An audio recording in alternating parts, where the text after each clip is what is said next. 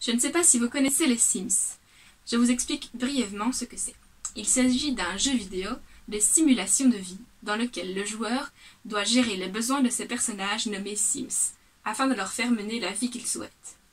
C'est dans SimCity que les personnages évoluent. Le joueur contrôle les Sims en leur donnant des directives.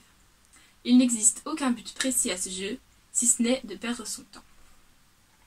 Suite à cela, j'ai laissé mon imagination emporter. Et si nous étions tous des Sims coincés dans un jeu d'un certain joueur au pseudo Corona?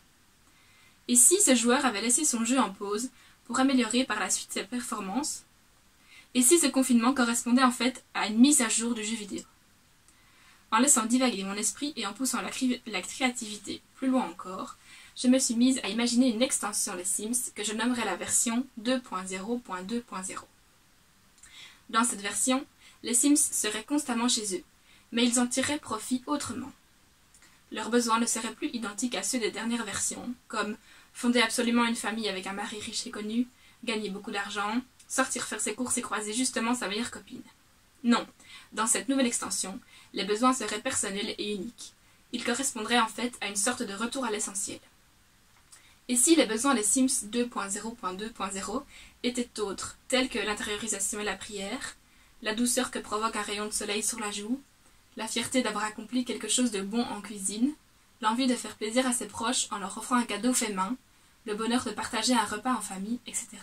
Bref, des besoins simples, essentiels, qui paraissaient jusqu'alors insignifiants. Bien que les jeux vidéo sont très surfaits, que vous passez je ne sais combien d'heures derrière les écrans pour l'instant, je vous suggère d'acheter sans plus attendre cette extension Sims 2.0.2.0 et je vous garantis qu'elle vous apportera beaucoup de belles choses. Je vous souhaite de profiter des petits bonheurs quotidiens durant ce confinement, de vous laisser porter par le beau plutôt que de vous morfondre sur votre sort ou de vous tuer au travail pour compenser les manques. Je vous souhaite de vous arrêter dans ces routines et de prendre le temps. Prendre le temps de rendre visible l'invisible, car tout le monde sait que l'essentiel est invisible pour les yeux. Belle journée!